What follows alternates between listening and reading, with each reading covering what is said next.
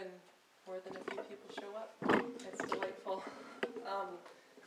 My cough drop, my water. The person that introduced Rita Mae and I, when we were down in Tallahassee, my best friend, Elizabeth Stuckey-French, who's a wonderful fiction writer, said, you know, Elizabeth, are you dating one? I said, no, I've given up. And she said, you know, I don't think you should be with another physician. And I said, well, all right. She said, I think you should be with a writer.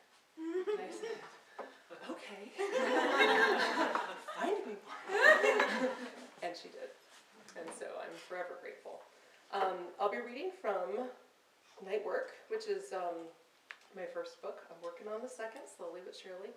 And we had a really good, well, I didn't have this insight. Rita Mae had this insight last night. We had all chosen all our poems in the order and everything. And she said, hey, you know what we should do? I should choose your poems, and you should choose mine. And I said, that's a great idea, after I said, what? We already did it all?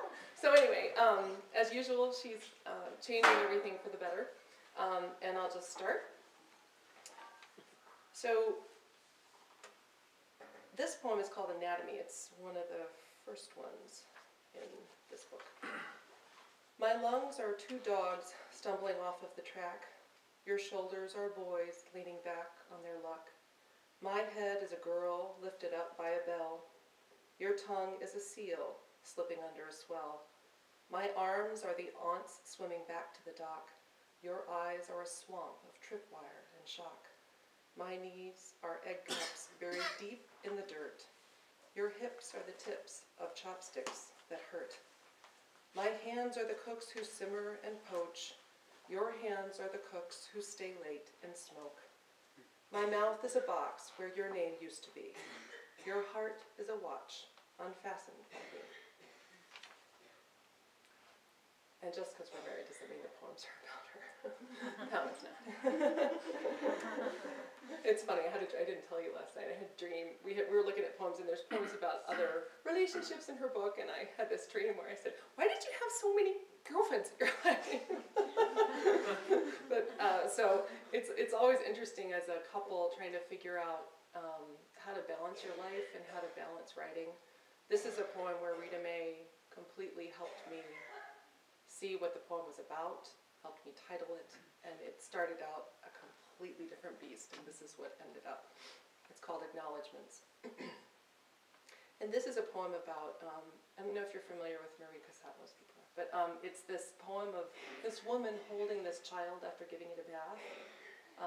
And I'd never written a poem about a painting before, but this sort of called me to it. The baby pulls itself around the mother's breast, a curving need. Light comes to the mother's face.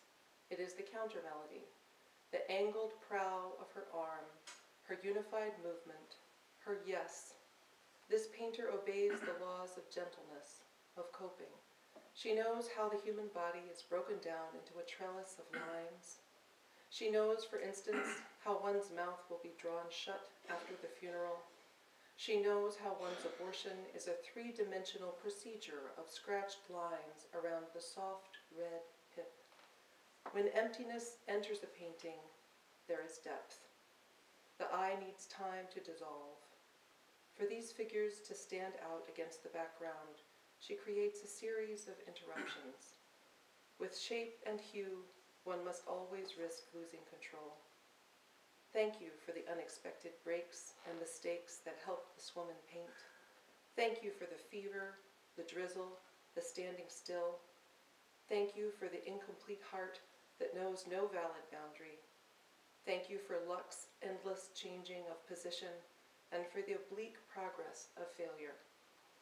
Thank you for two legs walking, for the distance between branches, for the vertical, for the horizontal, for the confusion, for the vista, for the wall. Thank you for the violent red center of memory, for the thin economy of the painter's wrists, and for the baby's mouth opening.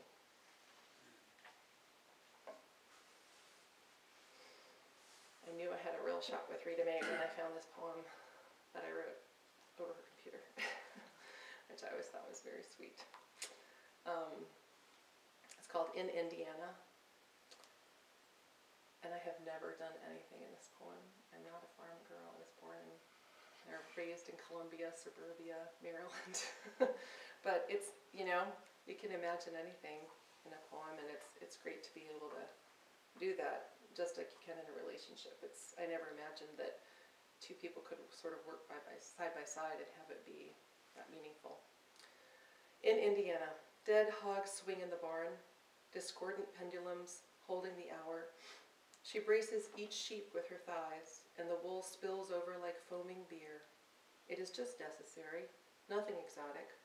While the doves sleep, her pelvis and arms force time across one deliberate axis, leaving the sheep to shiver in their new blue skin. This is how the past becomes the past. This is how work gets done.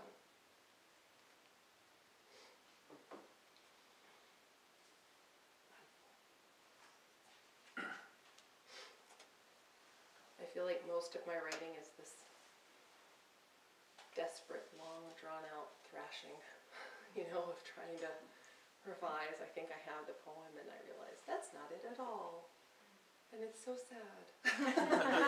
It's just, you know, because you're always trying to scratch at the truth.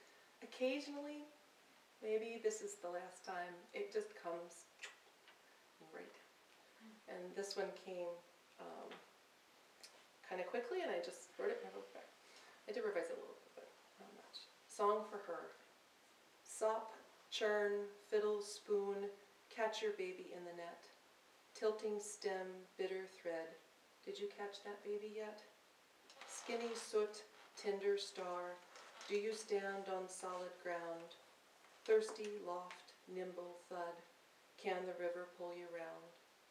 Tight blue whimsy glass, feel the roots dig through your sight. Peachy ache, pepper thought, while 6 minutes hang the night. Wilted source, creamy sob, that life you had is reaching back.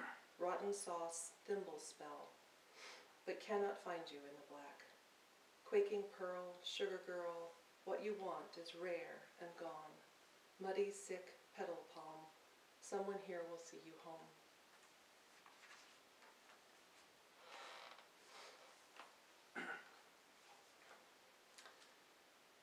This poem is called Lacrimosa.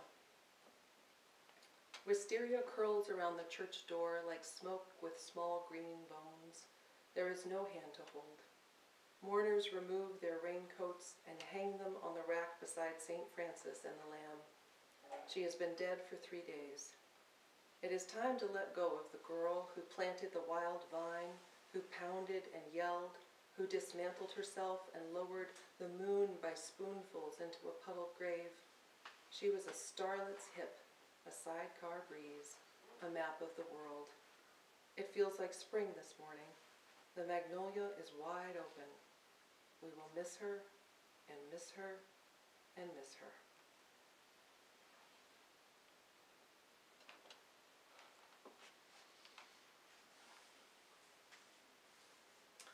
This is a short one called Past Curfew. This is published in Pool, which is a great journal if you ever get a chance to look at it. They have such a varied group of folks, and they're all pretty fun, the poems. This is called Past Curfew. Evangeline, the way you dance makes marks on me, makes my hawks jump up and smile. That skirt hugs you like a sleepy kid, and I want your percolating heart to articulate. I'm just the drummer, another beer and bow tie, midnight sweat storming. But thou and thine is racing me and mine. Man, your hips go bump to Peru, no suitcase. All right, so now I have some newer poems. Published some of them in some weird places. There's a Southwestern Review. Our friend Keith Egas wanted a poem about the desert, Navajo land, which I spent a little over 3 years working there, and it was just such a hugely difficult and rewarding time in my life, and I need to write more about it. I'm still processing it, 5 years later, 7 years later. I had a poem, or had a patient named Manny, and she had a problem with her leg. We had to amputate it. I didn't do it, but the surgeon did. And she had to be in the hospital, because there was no one to really care for her for months when I first got there. And so I saw her every day for months.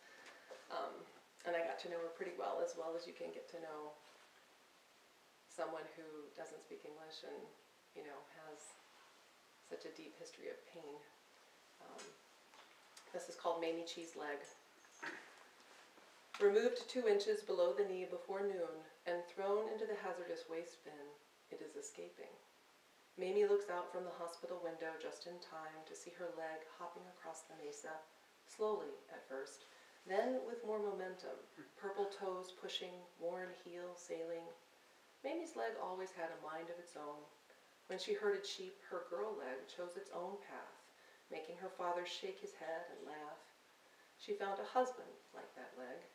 He walked the highway soaked with drink and met his shadow self just as Mamie stubbed her toe on the broken stove, just as his shadow grinned, sped to 80, swerved to send himself flying swift and still as a stillborn lamb. That was yesterday, and he is still flying over the trailer where they lived for 47 years, over their marriage, which is buried somewhere nearby, over maybe and over maybe not. Tonight, Mamie sits in the white hospital bed next to the shimmering outline of history. Her leg has gone home and made its way out back to sleep with the sheep and the newborn lambs. They can barely stand, but it is all they want to do.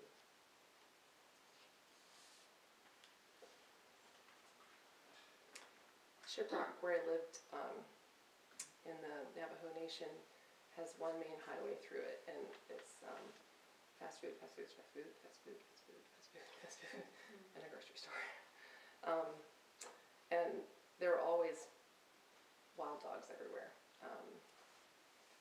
And this is about one of them. The blind bitch of Shiprock is divinely established and of the desert, is neither solid nor liquid nor gas, is wretched and fat with pups waddling, is not hoping for the open door anymore, is as black as the stop and save parking lot begging, is lame in one leg on Tuesdays, another on Fridays, is kicked by the drunk pulling scraps from the dumpster, is licking the corners of the world for grease, is limping forth with the force of necessity, is game for a crooked race with a cooking July sun, is knowing the distance between herself and death, is not a straight line of anything, even of wanting, is glowing with the residue of nevermind, is gnawing the numb hand of God.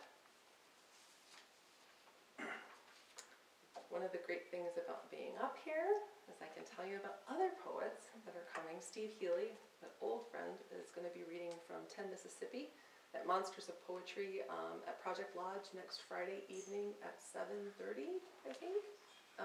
So if you just do Monsters of Poetry Madison, it'll come up, and you can figure out where to go. Project Lodge is like a couple doors down from Mildred's Sandwich Shop, so that should be a good marker. It's a great book. And this poem of his that I'm going to read to get you to come is called The Invention of the Alphabet, or The Quick Brown Fox Jumps Over the Lazy Dog. I sit at the front of the school bus and see the fox as it slips under the wheel. There's a loud squeal and crunch. The bus drives on as if nothing happened.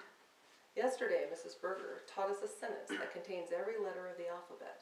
She said, "Don't repeat this sentence or else something awful may happen." Her name is a food that I like to eat with ketchup. Her lips have a lot of red on them. She said, "Imagine what you can do with all those letters." I know that the bus is a big yellow throat. That's why I don't sit in the back. In the front, you can see 3 seconds from now. You can go deep inside your ears and not hear a sound. Mrs. Berger said, some things are real and some are not. Some things are sad and some are happy. Some people never close their eyes. Some people never sleep. The fox and the dog are more real than us because they know every word. I know it's my fault that the fox is dead. When we get to school, I'm the first off the bus. 26 letters are lined up waiting to kick my ass. I close my eyes and send all the letters into a tree. It's Christmas, and they look like ornaments. Z sits on the top branch looking down on the whole world. On the sidewalk, there's a lazy dog curled up like baby Jesus. I jump over him. 10 Mississippi, Project Lodge, next Friday, 7:30. There'll be others reading. Almost made it.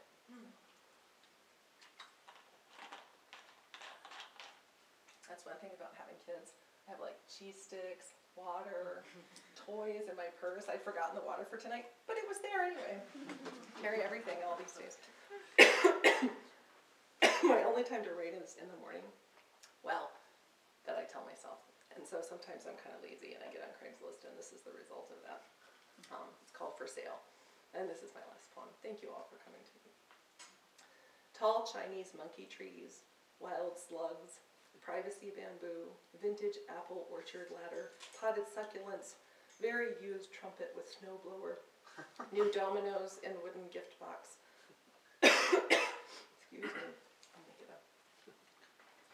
Black dirt topsoil delivered, antique picture of Jesus, whole car, pre-hung door with knob, Metallica tickets, baby boy clothes with no stains at all. 1996 John Deere, 27 finger puppets. 1975 Triumph Spitfire, kitchen sink. Red kids bike like new, but no tires. Dallas Cowboy, this is all true. Dallas Cowboy Thanksgiving date tickets. New 6 taco holder tray with salsa compartment. Shamrock gas station, Black Angus bull. Heavy duty steps that bolt to body, no rust, just dirty. Drywall corner beads, ceramic Elvis face mask, never used. Elkhound mixed puppies, father unknown. Cowhide toilet seat, small vintage circus wagon. Birdhouse with secret. Gone with the Wind scarlet mourning doll, no box, and missing her little